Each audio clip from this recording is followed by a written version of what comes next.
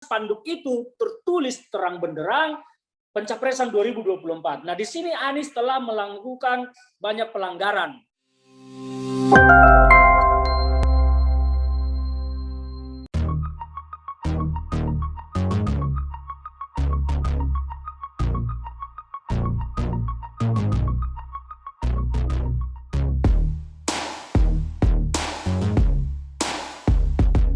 Jadi begini ya, kita harus melihatnya dari semenjak Anies menjabat sebagai gubernur.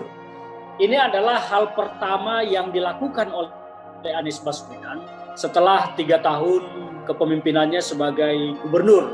Artinya apa? Mengapa di tahun pertama, di tahun kedua dia tidak melakukan ini? Kenapa sekarang baru melakukan hal ini? Melakukan safari perjalanan dalam hal kerjasama yang sebetulnya kerjasama ini kan seperti ini bukan sesuatu yang spesial ya, tidak ada sesuatu yang patut dibanggakan dalam kerjasama seperti ini. Ini ibaratnya hanya numpang beli beras ke kampung orang. Tidak ada sesuatu prestasi apapun yang dilakukan oleh Pemda Jakarta dalam hal ini, kerjasama apapun, kecuali kalau Pemda Jakarta contohnya menggunakan lahan tidur yang tidak aktif, kemudian dibuat menjadi produktif, menghasilkan beras, padi. Nah, itu baru kita boleh berbangga dan tepuk tangan lah kepada Anies Baswedan. Tapi kita tanya dulu, boleh tepuk tangan tidak? Nanti dilarang pula, dibilang tradisi Yahudi kan. Jadi, tetapi intinya seperti itu. Jadi kalau saya melihat ini muatan politisnya jauh lebih tinggi daripada sebetulnya dia mau kerja sebagai seorang gubernur. Ini adalah sebuah safari perjalanan yang memang tampak jelas dan tidak bisa dipungkiri adalah upaya mendongkrak, mempopulerkan diri seorang Anies Baswedan dalam kepentingan politik. Karena apa? Kemarin-kemarin di Jakarta dia ini kan memang populer, tetapi belakangan kan populer karena kinerjanya yang harus saya katakan tidak baik-baik banget lah, atau mungkin mendekati buruk, bahkan buruk sebetulnya. Jadi apa-apa dia harus mendongkrak dirinya, mendongkrak popularitasnya dengan jalan-jalan ke kampung orang, akan membanggakan sesuatu yang tidak layak dibanggakan. Jadi di sini terlihat jelas sekali bahwa tidak bisa dipungkiri ini adalah safari politik menuju angan-angannya atau hasratnya beliau atau cita-citanya beliau yang ingin maju di 2024 nanti di dalam panggung Pilpres. Nah, disinilah letak masalahnya, bahwa Anies Baswedan tidak menyadari bahwa apa yang dia lakukan kemarin, khususnya setelah ada foto yang beredar, dia duduk di sebuah joglo bersama dengan seorang pengusaha beras. Di situ terpampang sebuah spanduk yang bertuliskan joglo pemenangan Pilpres Anies Baswedan 2024. Artinya apa? Ini jelas bahwa Anies sedang melakukan kegiatan menunggangi pekerjaannya sebagai gubernur untuk kepentingan politik di pencapresan 2024. Kalau Anies tidak menunggangi acara posisinya sebagai gubernur, tentunya Anies harus protes atas adanya spanduk itu. Paling tidak bicara, Mas, spanduknya tolong diturunin lah, nanti tidak elok karena ini bukan dalam rangka mau kampanye. Tetapi mengapa Anies membiarkan itu terjadi, bahkan mengambil foto dengan sudut yang jelas menunjukkan spanduk itu tertulis terang benderang pencapresan 2024. Nah, di sini Anies telah melakukan banyak pelanggaran.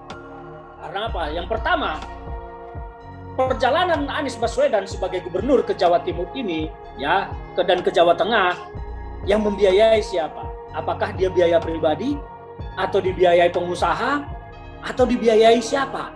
Nah, kalau dia dibiayai oleh pengusaha, artinya dia menerima gratifikasi. Hati-hati Anies Baswedan, penjara menunggumu kalau ini gratifikasi di perjalananmu dibiayai oleh pengusaha. Kalau dia menggunakan APBD DKI Jakarta dalam posisinya sebagai gubernur, artinya juga dia bisa dituduh korupsi karena menggunakan APBD DKI Jakarta dalam perjalanannya untuk kepentingan politik pribadinya, yaitu dalam rangka popularitasnya menuju Pilpres 2024. Dia tidak bisa membantah itu karena adanya spanduk itu terang benderang. Ya, itu yang kedua. Jadi kalau itu dibiayai pengusaha, dia gratifikasi. Kalau menggunakan APBD, dia bisa dituduh korupsi karena menggunakan anggaran APBD untuk kepentingan politik. Yang ketiga yang dilanggar adalah etika pejabat publik. Saya pikir Kemendagri, Kemenko Polhukam harus turun dalam hal ini karena siapapun pejabat di Republik ini kalau mau melakukan aktivitas politik seperti ini, ya dia harus mengajukan cuti dulu dong. Jangan dalam keadaan tidak cuti, tidak ada alasan hari Sabtu Minggu, karena Sabtu Minggu juga dia kan sebagai gubernur, tidak ada gubernur Senin sampai Jumat, Sabtu Minggu tidak. Tidak ada alasan itu nanti, oh ini kan hari libur bukan hari kerja, ini hari Sabtu, ini hari Minggu. Tidak bisa, dia gubernur 24 jam, 7 hari dalam seminggu, 30 hari dalam sebulan, bahkan 31 hari dalam bulan tertentu. Sehingga apa? Kalau dia tidak mengajukan cuti kemarin, di dalam perjalanannya terutama yang ke Solo dan foto itu, artinya dia telah melakukan pelanggaran terhadap aturan etika pejabat publik. Kita mengetahui bahwa di dalam undang-undang perpolitikan kita juga diatur pejabat publik yang mau maju menjadi capres atau cawapres atau bahkan incumbent di dalam pilkada, dia harus mengundurkan diri dulu dari jabatannya. Dan kalaupun sudah ditetapkan kalau dalam masa kampanye seseorang tidak boleh kampanye di luar jadwal, ini sudah masuk kampanye karena jelas-jelas di situ bicara Pilpres 2024. Jadi ini ada 3 hal tadi yang betul-betul ditabrak dan dilanggar oleh Anies Baswedan. Nah, yang saya heran dan bingung, Jakarta ini sebetulnya masih punya DPRD enggak sih? Kemana mereka yang seratusan orang ini? Apakah semua lagi tidur kekenyangan? Atau lagi tidak di Jakarta? Atau kemana? Harusnya ini DPRD, Ketua DPRD DKI Jakarta Prasetyo, saya harap segera memanggil Anies Baswedan dan fraksi-fraksi di DPRD DKI Jakarta itu menginterpelasi Anies Baswedan. Ini jelas-jelas pelanggaran. Rekomendasikan kepada pemerintah pusat, kepada Presiden untuk mencopot Anies Baswedan sebagai gubernur.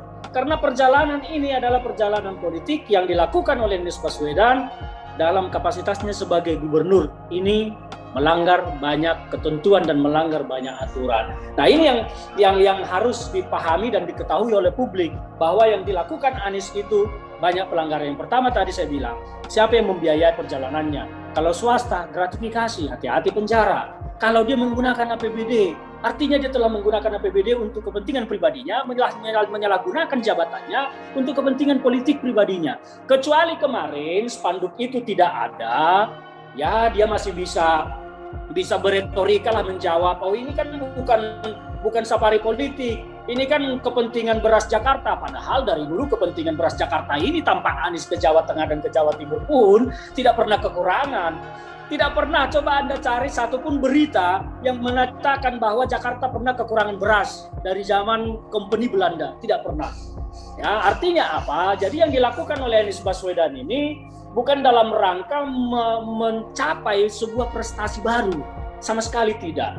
Kecuali dulu pernah atau 2-3 tahun lalu Jakarta pernah kekurangan stok beras. Nah, sekarang Anies Baswedan kemudian membuatnya tidak kekurangan. Nah, itu hebat dia. Tapi ini kan Jakarta tidak pernah kekurangan stok beras. Jadi apa yang dilakukan oleh Anies Baswedan, kalaupun dia tidak ke Jawa Tengah dan ke Jawa Timur, stok beras di Jakarta itu tidak pernah kekurangan. Ya, tidak pernah sama sekali. Di sini ada Bulog, ada yang mengendalikan semua. Jadi itu hanya sebuah kamuflase. Dia mempertopengkan pekerjaan BUMD yang memang berbisnis. Itu BUMD Jakarta ke sana berbisnis ke Jawa itu. Bekerja sama dengan para petani, dia beli dari sana, kemudian nanti dia akan mengambil untung karena BUMD itu kerjanya mencari untung. Nah, disitulah jadi dia menggunakan itu sebagai topeng, menutupi aktivitas politiknya seolah-olah dia sedang berupaya bekerja keras untuk mencukupi suplai kebutuhan pangan beras di DKI Jakarta. Jadi Anies Baswedan tidak bisa beretorika dengan kepintarannya selama ini berkata-kata, merajut kata. Kali ini dia tidak bisa meracik kata-kata untuk membantah dia tidak sedang dalam kapasitas mau berpolitik.